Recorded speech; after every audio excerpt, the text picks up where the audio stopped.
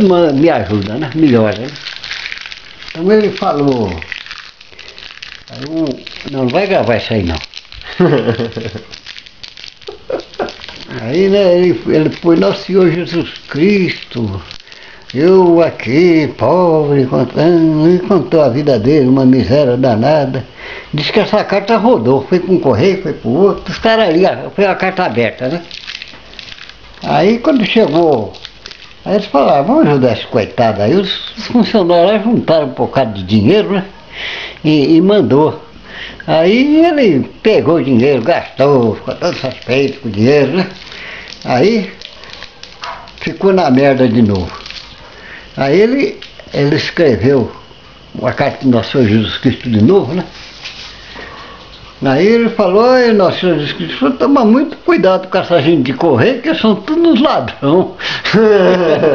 Aí o cara me fala, que filho da puta, mandamos dinheiro pra ele, ele disse que é um ladrão.